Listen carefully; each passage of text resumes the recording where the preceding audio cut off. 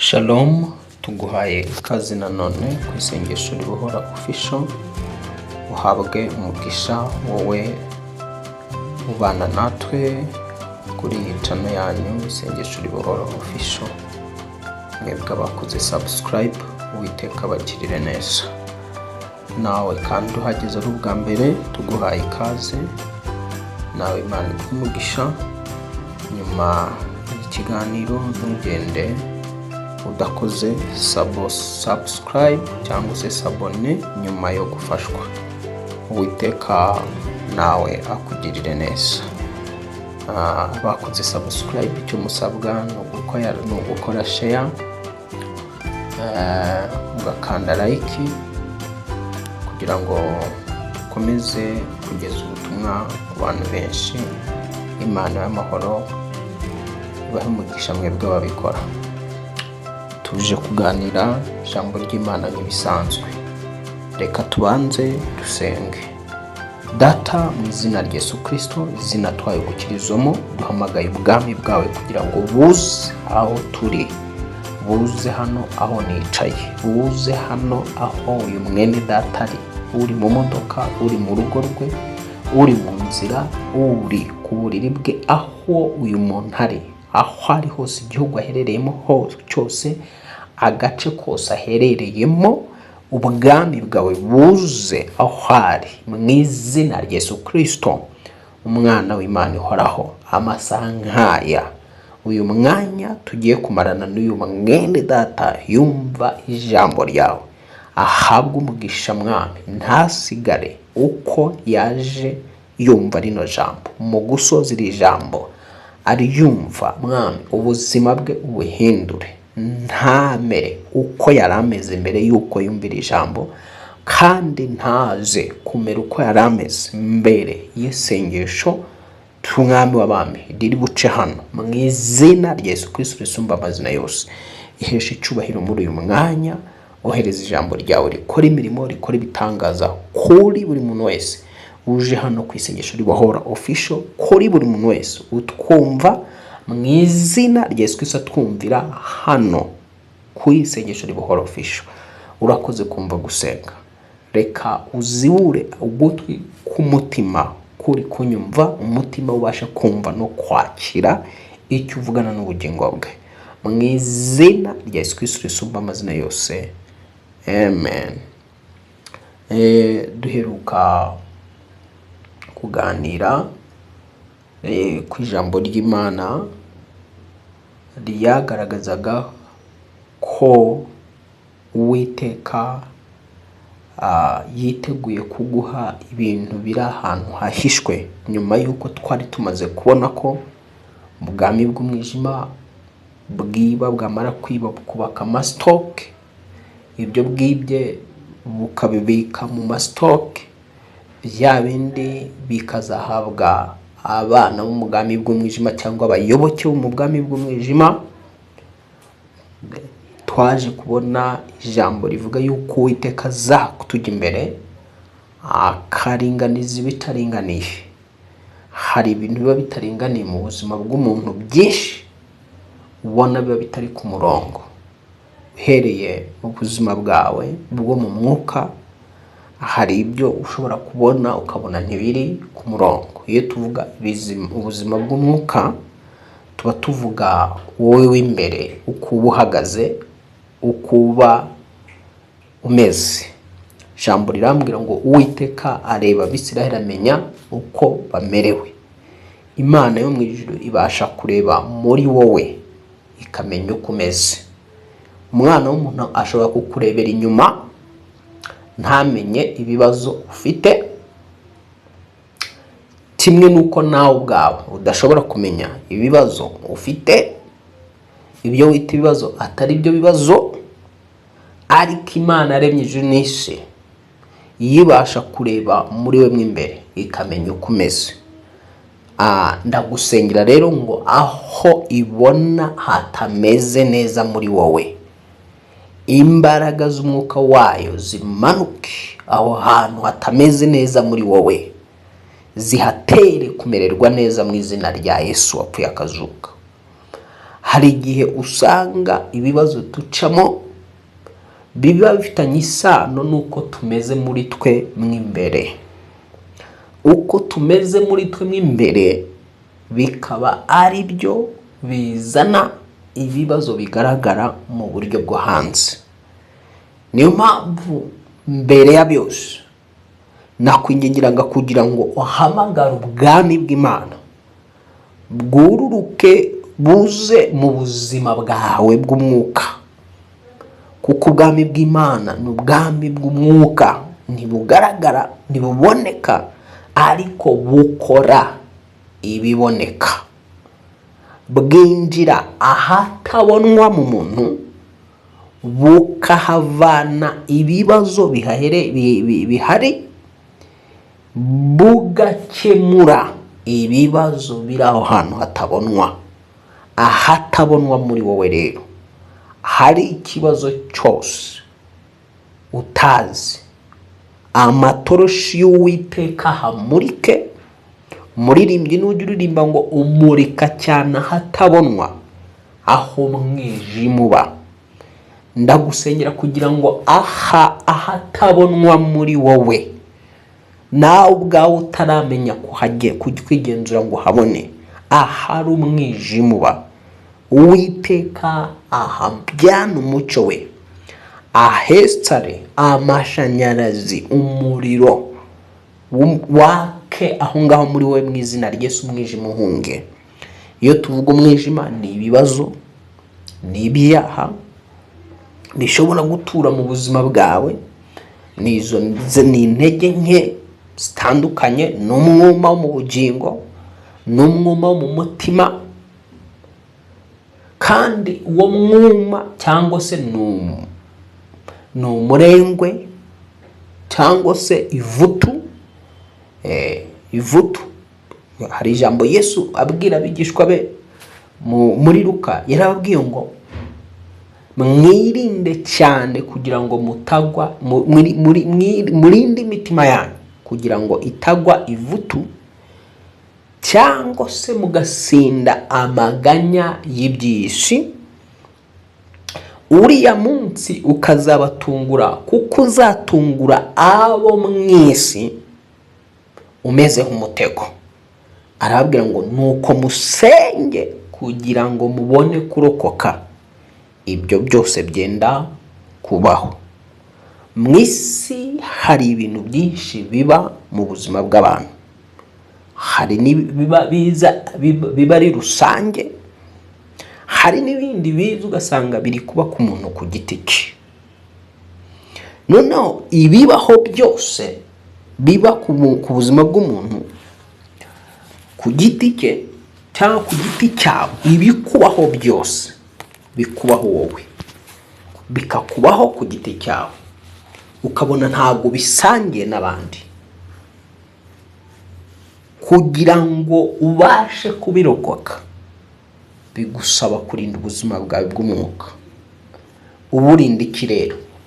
Uburinda kugwa ivutu ry'ibyo mu isi, cyangwa se uburinda amaganya y'ibyo mu isi. Kuko ubwami bw'umwijima mu mikorere yabwo, wibuka ko nabwo ari ubwami bw'umwuka butagaragara. Ubwami bw'umwijima mu mikorere yabwo ntibugaragara. Iyo bwapanze kukugabaho igitero kugira ngo bukuneshe, bubanza guteza akavuyo cyangwa se gushakisha uburyo muri wowe bwangiza wowe imbere mbere yuko bwangiza umubiri w'inyuma. Bushaka kwangiza wowe imbere mbere yuko bwangiza wowe w'inyuma. Iyo tuvuga wowe imbere, tuba tuvuga umutima, tuba tuvuga ubwenge, tuba tuvuga ibitekerezo, tuba tuvuga amarangamutima, tuba tuvuga ubushake, tuba tuvuga imyumvire, tuba tuvuga nyine wowe imbere nyine, tuba tuvuga ubugingo bwawe.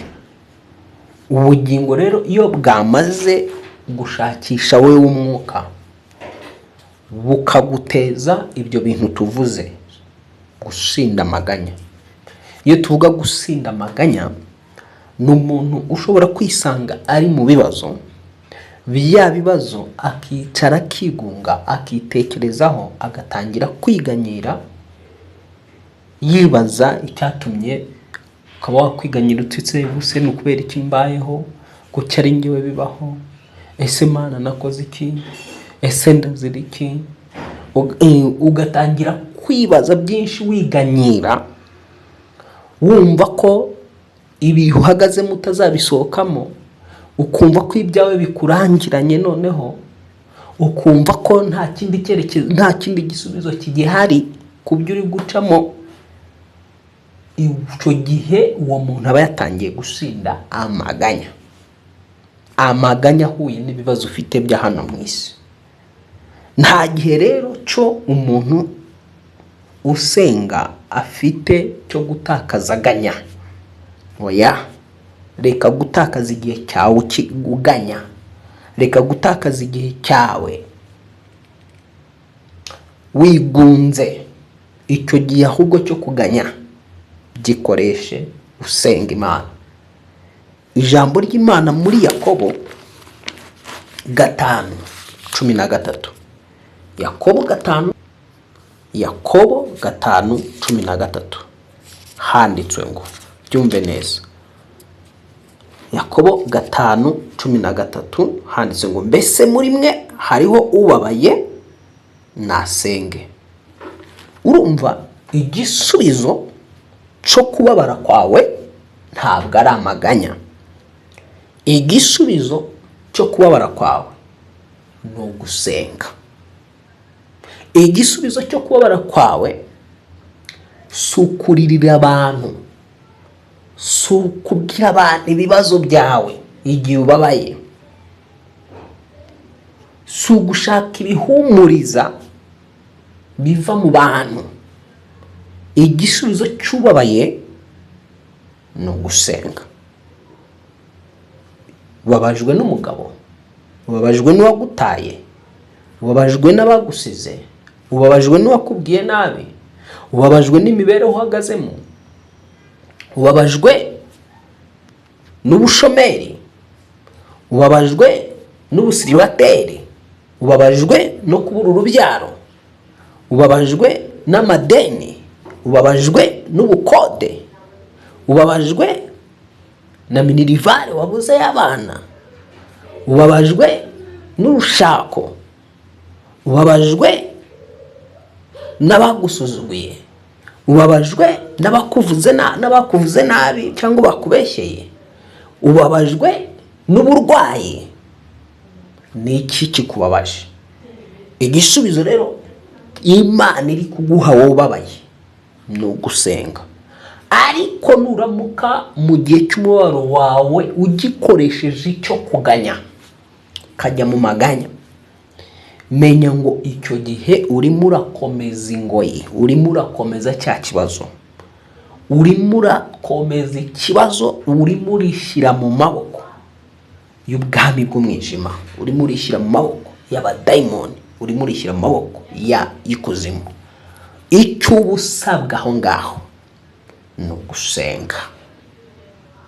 Niba wishimye rero kugira ngo wirinde kugwa ivutu, nanone hano biri gakomeza ikavuga ngo, hariho unezerewe naririmbira Imana. Igisubizo cy'umuntu unezerewe rero ntabwo ari ukugwa ivutu ngo ry'iby'iyi si, ntabwo ari ugucuranga muzika yo mu isi, indirimbo zo mu isi, ntabwo ari ukujya mu buraya no mu gusambana. Unezerewe wese aba asabwa kuririmbira Imana. Nicyo gisubizo cy'unezerewe. Ibyo nutabikora rero uzisanga waguye muri iyi mitego ibiri. Ushobora gusanga ubabaye niba adasenze azasiganuza, azisanga ari mu maganya, yasinze amaganya. Amaganya mubyarira iki? Agahinda n'intimba. Uwo muntu rero mu isi y'umwuka, ikuzimu bahita bagufata n'uvuga ubugingo bwawe buba bwamaze gufatwa.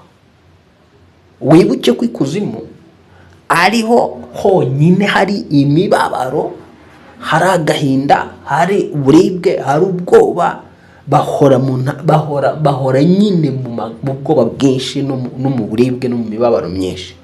Baba bifuza rero kugira ngo ibibera ikuzimu bize bibe mu buzima bw'abantu, nk'uko Yesu yigisha abigishwa be gusenga avuga ngo mujye musanga ngo Data twese uri mu ijuru, ubwami bwawe buze hehe?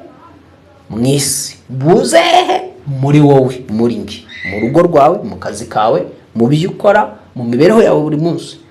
Ngo ibyo ushaka ko bikorwa muri njyewe cyangwa mu isi ari byo bikorwa no mu ijuru. Imana iba yifuza kugira ngo ibiri mu ijuru, winginge ngo ibiri mu ijuru bize bikorerwe muri wowe. Ibiba mu ijuru bibe bihuye n'ibiba mu buzima bwawe. Mu kindi gice rero cy'umwanzi aba ashaka kugira ngo ibiri hariya aho ari mu bwami bw'umwijima ari byo biba mu buzima bwawe. Bigusaba rero kugira ngo ubere maso ubuzima bw'umwuka. Igihe rero wishimye cyangwa se unezerewe, utegetswe kuririmbira Imana. Ntabwo utegetswe kuririmba indirimbo zo mu isi, ni ukuririmbira Imana. Waba ufite umwanya ukayibyinira aho waba uri hose, waba cyangwa se ukayiramya. Unezerewe ategetswe kuramya Imana, akaririmbira Imana, akayihimbaza. Ubabaye ategetswe gusenga. Rero unezerewe iyo ataririmbiye Imana, aririmba izo mu isi, akagwa ivutu, agasinda cyangwa akagwa ivutu y'umunezero wo mu isi. Iyo tuvuga kugwa ivutu, murabizi umuntu wagwa ivutu ni umuntu urya agahaga cyane. Yamara guhaga agera ku rwego rwo kumva inda ye yuzuye, agatangira gutura amangati, indaba yumva nta kindi yayishiramo. Uko niko umuntu rero mu mwuka ashobora kugwa ivutu, akumva ntakeneye gusenga, kumva ntakeneye kumva ijambo ry'Imana, kumva ntakeneye kuramya Imana no guhimbaza Imana. Uwo muntu aba yaguye ivutu ry'ibyo mu isi, akumva ahubwo yaririmba indirimbo zo mu isi, yakurikirana ibyo mu isi gusa, kandi yitwa ko anezerewe. Igihe unezerewe rero, ririmbira Imana mu izina rya Yesu. Icyo cyanditswe rero Yesu abwira abigishwa be, akababwira ngo barinde imitima yabo. Ntabwo ari n'abigishwa be yabwiye wowe, abwira njyewe. Arakubwira kano kanya, abigishwa be ntibakiriho, arakubwira wowe, akabwira njyewe. Akavuga ngo rinda umutima wawe, kugira ngo umutima wawe utaremererwa cyangwa ukagwa ivutu.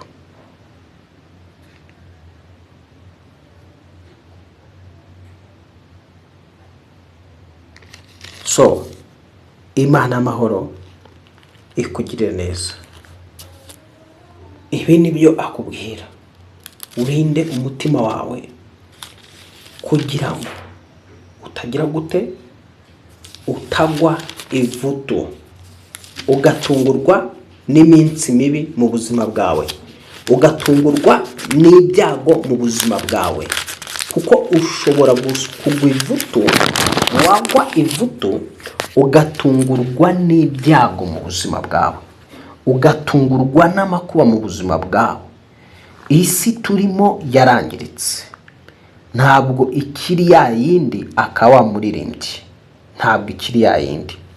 Ni icyanditse kiboneka muri Luka igice cya 23:34, aho Yesu yavuze ati, ariko mwirinde imitima yanyu ye kuremererwa n'ivutu.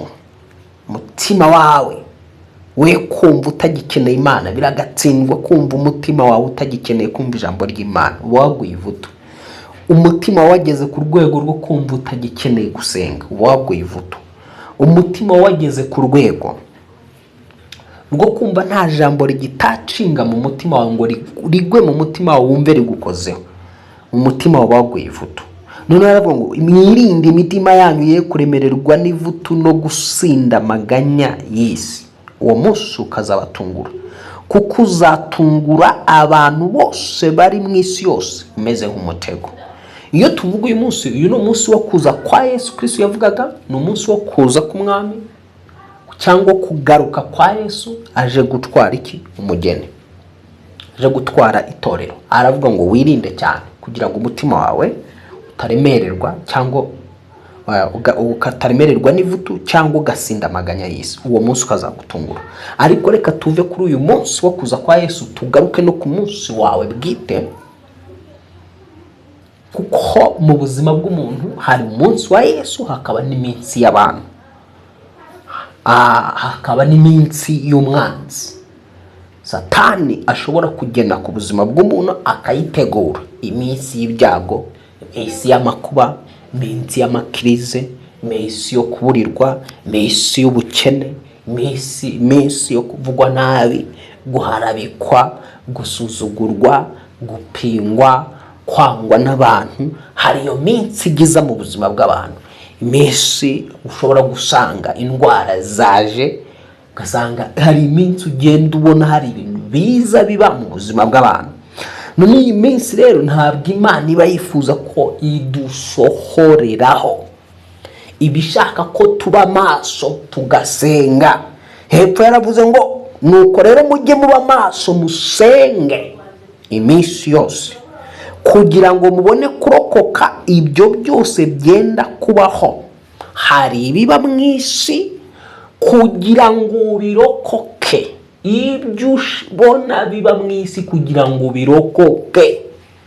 Kandi ujye umenya ngo icyo ubona cyabaye kuri mwene so nawe cyakubaho.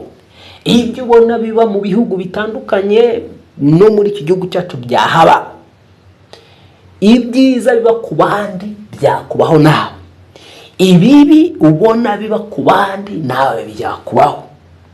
Niyo mpamvu ijambo rikubwira ngo ba maso usenge.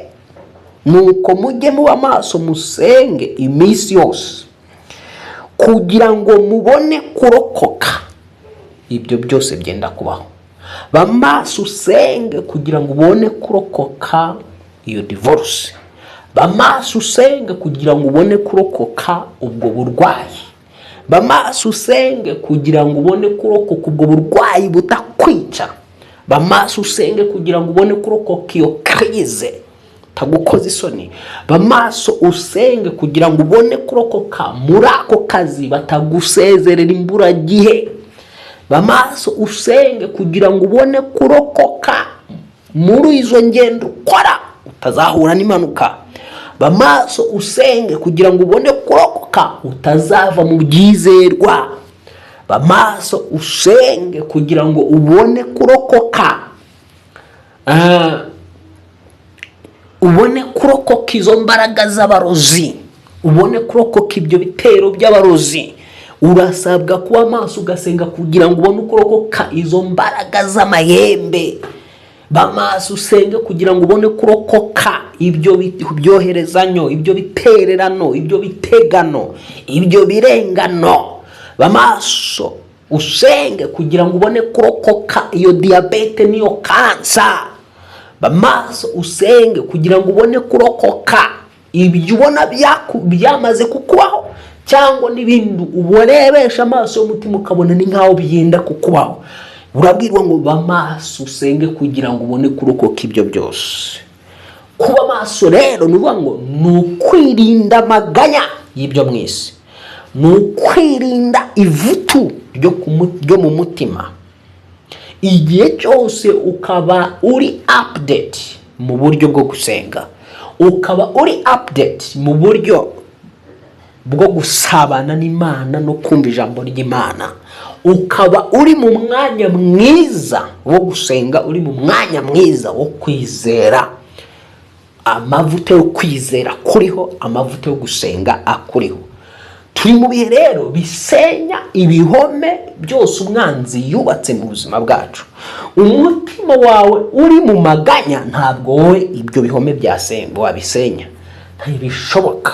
Abasenya ibihome biri mu buzima bwabo ni abantu imitima yabo yuzuye umwuka w'Imana, yuzuye ibyiringiro, ikaba yuzuye no kwizera. Abo nibo babasha gusenya ikintu kigasenyuka. uwo ni ushobora kuvuga ngo kwatura ikintu kikaba. Ni umuntu umaze kurenga agahinda, umaze kurenga ibyamubabaje, umaze kurenga uwarenze imbaraga z'ibikomere akabigendera hejuru, uwamaze kurenga ibiba mu buzima bwe, ahubwo akabivuguruza ashaka ko bivaho hakaza ibindi yifuza. Imana y'amahoro ikugirire neza. Urasabwa rero kuba maso kugira ngo ubone kurokoka ibyo ubona mu muryango wawe, byabaye ku muryango wawe. Icyatuma ubirokoka ni ukuba maso no gusenga. Ibyatuma Yesu aza akagutwarana nabe uwo munsi wageze, ni ukuba uri maso no gusenga. Ni ukuvuga ngo utari maso nasenga aba yabyishe, iryo sengesho rye ntirirenga umutaro. Bisaba kugira ngo kwanza ube maso, ijisho ryawe rikwereke impande n'impande, ubone iburyo n'ibumoso, urebe imbere n'inyuma. Noneho isengesho ryawe ribashe kukubera protection, urukingo rugukingira. Urasabwa kuba maso. So Imana y'amahoro ikugirire neza. Ndagira ngo rero tugaruke mu gutegeka kwa kabiri igice cya 20 ariwo dusoreza, hanyuma dufate umwanya wo gusenga. Gutegeka kwa kabiri igice cya 20, ngo nizere nashidikanya ko namaze kugukangura, wakangutse, wabaye maso, kuko amaze kuba maso. Aho tuvugira nga niba uzi kutaraba maso, ukaba uri kunyumva uri mwagahinda, uri mwamaganya, mbere ya byose banza usenya ayo maganya. Waturuti mu izina rya Yesu Kristo, ndirukana umwuka w'amaganya mu bugingo bwanjye. Yewe wamaganya we, sohokamo mu izina rya Yesu Kristo.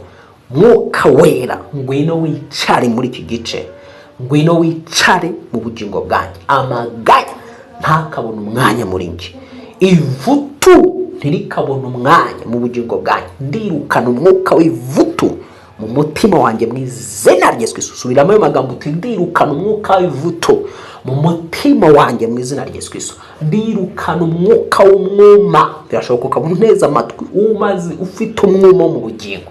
Vuga uti: mu izina rya Yesu, umwuma nunsohokemo mu izina rya Yesu Kristo. Imigezi y'ubugingo, idudu bizitemba muri njyewe mu izina rya Yesu Kristo.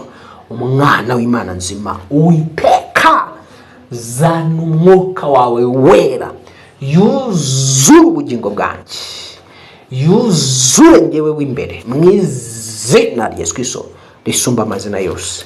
Amen, amen. Niba usenganye nanjye iryo sengesho, ibyo bintu bikuvuyemo, reka rero dukomeze mu gitabo nari ngiye kubabwira, gutegeka kwa kabiri igice cya 20, hanyuma tugaruke muri wa mwanya wacu wo gusenya ibibazo bikomeye byagiye bikaba ibihome. Gutegeka kwa kabiri igice cya 20, hanyuma twatake nanone muri uyu munsi. Mana y'amahoro guhumugisha. Gutegeka kwa kabiri igice cya 20 na amategeko. Bibiliya ivuga ngo amategeko y'intambara. Wibuke ko turi mu isengesho rimeze nk'iry'intambara, kuko hari ibyo turi gusenya. Handitswe ngo: nutabara kurwanya ababisha bawe, ukabona amafarashi n'amagare n'abantu babaruta ubwinshi, ntuzabatinye, kuko uri kumwe n'Uwiteka Imana yawe, yagukuye mu gihugu cya Egiputa.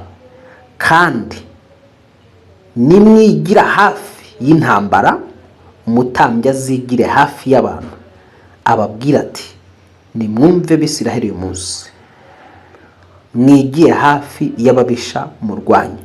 Imitima yanyu nticogore, ntimutinye, ntimuhinde umushyitsi, ntimubakukire umutima, kuko Uwiteka Imana yanyu ari ijyana namwe ngo ibarwanirire n'ababisha banyu ibakize. Urumva itegeko ry'intambara iryo ari ryo icyambere, itegeko ryo kujya mu ntambara ubohoza umugisha wawe, itegeko ryo mu ntambara urwanya ababisha bawe, urwanya imyuka ikurwanya, urwanya abarozi, urwanya indwara abarozi baguteje ndetse nabo barwanya, urwanya abadayimoni n'ibyo baguteje. Itegeko rya mbere ni ukudacogora, ni ukudatinya, ni ukudakukira umutima imbere y'ababisha bawe.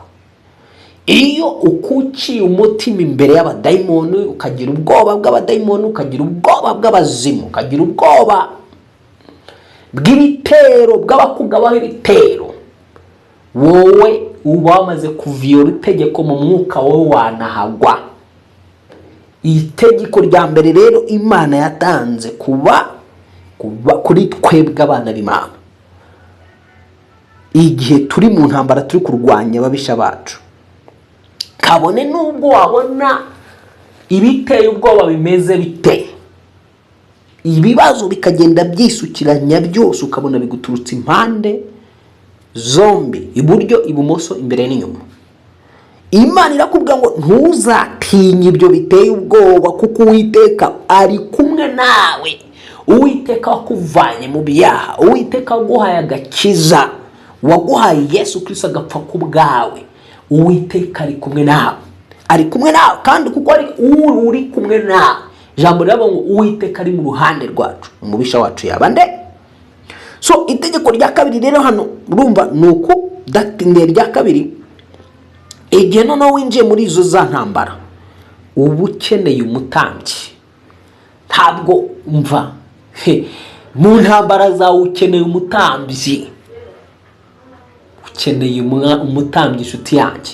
Hano Imana irababwira ngo kandi nimwigira hafi y'intambara, umutambyi azigire hafi y'abantu, ababwira ati nimwumve Bisiraheli uyu munsi mwigiye hafi y'ababisha murwanya, imitima yanyu nticogore, ntitinye, ntimuhinde umushyitsi, ntimubakukire umutima, kuko Uwiteka Imana yanyu ari ijyana namwe ngo ibarwanirire n'ababisha banyu ibakize.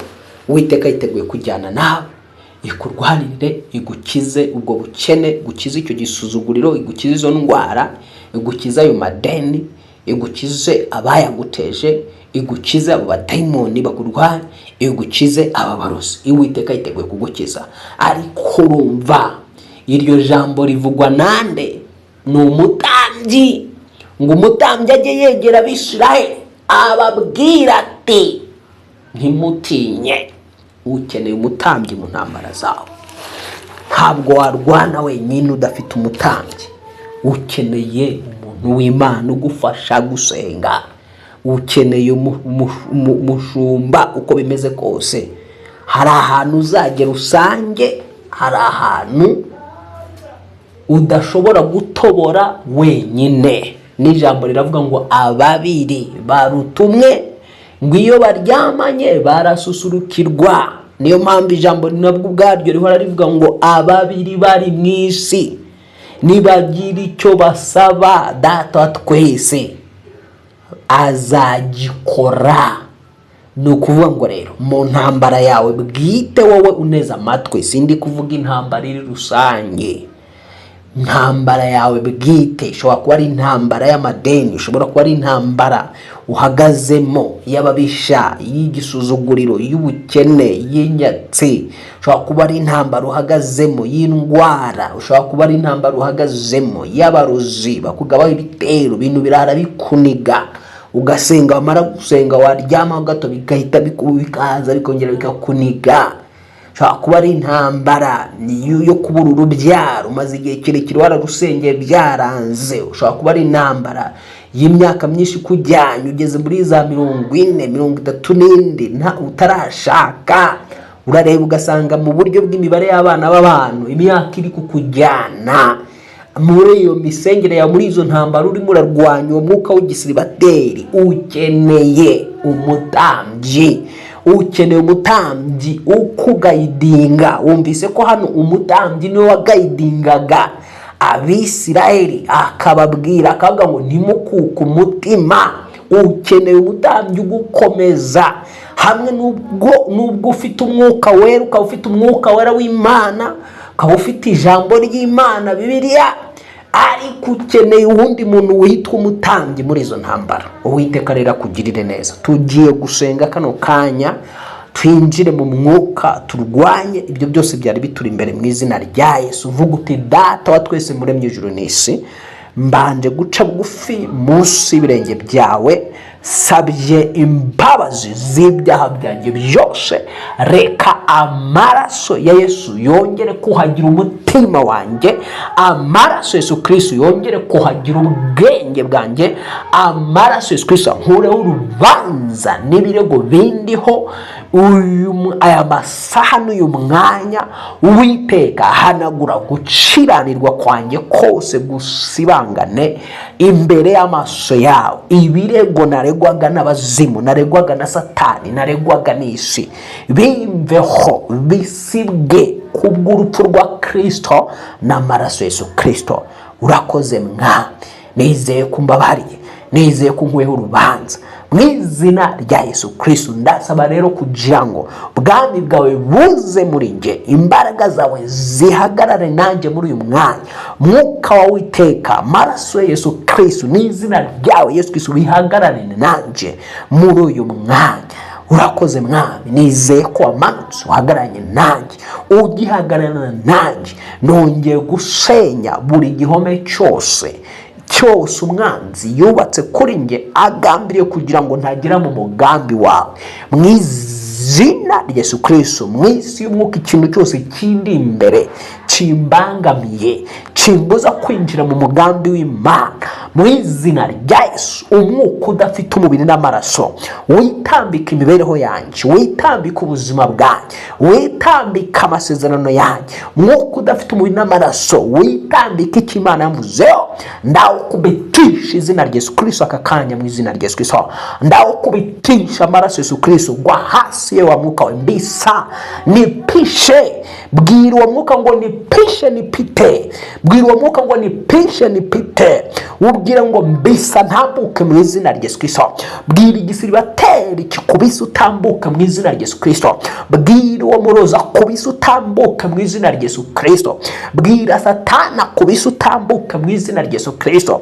Bwira izo mbaraga zikubise uzibwira ngo murambisa mu izina rya Yesu Kristo. Tangira urekura umuriro w'Imana utwike ikintu cyose kikuzengurutse kiguhinyuza. Rekura umuriro w'Imana utwike izo mbaraga zikwitambika imbere. Twika abo bazimu bo mu miryango, twika iyo myuka y'abarozi, twika izo mbaraga zikunaniza ziguca intege. Kubita hasi ibyo bihome biguhagaze imbere. Vuga uti mu izina rya Yesu Kristo, ndakubita hasi buri bihome byose by'ubutindi n'ubukene bituruka mu maraso y'imiryango. Ndabikubita hasi mu izina rya Yesu Kristo, umwana w'Imana nzima. Ndakubita hasi ibihome by'ubukene byubatswe n'imizimu imiryango, byubatswe n'imbaraga z'abarozi, aho bavuze ko ntazarenga. Mu izina rya Yesu ndaharenze, mu izina rya Yesu ndaharenze. Aho bavuze ko ntagomba kuva, ndahavuye mu izina rya Yesu Kristo. Turakuvuye muri icyo kibazo, turakuvuye muri ubwo bukene, turakuvuye mu busiribateri, turakukoza ubukwe mu izina rya Yesu Kristo. Turakubyaye wowe wangumba we unyumva warazibye inda, turakwinda yawe izibutse mu izina rya Yesu Kristo. Wowe neza amatwi uri umurwayi, turuta ndakize mu izina rya Yesu Kristo. Senya kanseri yo mu maraso, turuta umuriro w'Imana nutwike kanseri ndimo. Umuriro w'Imana nutwike iyo diabete, umuriro w'Imana nutwike umuvuduko, umuriro w'Imana nutwike hypertension, umuriro w'Imana nutwike ubwo burwayi bw'umutwe udakira, umuriro w'Imana nutwike ibyo bintu biri mu mbavu zawe no mu mugongo wawe mu izina rya Yesu Kristo. Umuriro w'Imana nutwike ubwo burwayi bw'impyiko n'ubwo burwayi bwo mu mara, umuriro w'Imana nutwike ubwo buribwe buri mu gifu cyawe mu izina rya Yesu Kristo. Turuta igifu cyanjye kirakize, turuta umubiri wanjye urabohotse, turakukize byatuza akanwa kawe, icyo watura kiraba mu mwuka.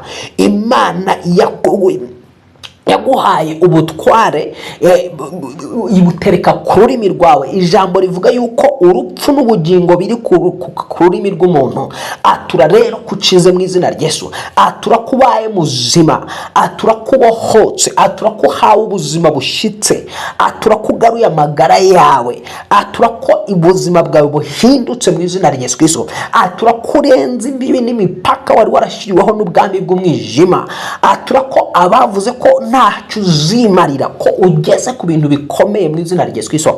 Atura yuko usezeye ubuzima bw'amadeni, atura ko usezeye ubuzima bwo kutabyara, atura ko usezeye ubuzima burwaragurika, atura ko usezeye ubuzima n'imibereho y'igisuzuguriro, atura ko usezeye imihangayiko, atura ko usezeye iyo mibereho gutesha agaciro, atura ko uvuye ku rwego ugiye ku rundi mu izina rya Yesu Kristo. Ndagusengera kugira ngo Uwiteka gufata akaboko akwindize aho Imana agambiriye kukugeza mu izina rya Yesu. Ndohereza marayika w'Uwiteka kugira ngo agufate ukuboko akwindize aho Imana Data wa twese ishaka ko winjira mu izina rya Yesu. Marayika w'Uwiteka nagufata ukuboko akwicaze mu ntebe wateguriwe isi itararemwa mu izina rya Yesu Kristo. Nanjye nicaye mu ntebe Uwiteka negura isi itararemwa mu izina rya Yesu Kristo. Nicaye mu ntebe yanjye, nicaye mu ntebe yanjye ijuru ryantegure mu izina rya Yesu Kristo. Nicaye muri destination yanjye mu izina rya Yesu Kristo, umwana w'Imana nzima. Na buri mwuka wose warwanaga no kugira ngo nicara muri destination yanjye kubitwa n'amaraso Yesu Kristo, kubitwa n'izina rya Yesu Kristo. Ndawushongesha nkoresheje amaraso Yesu Kristo, ndawushongesha nkoresheje izina rikomeye riri hejuru y'utuzina twose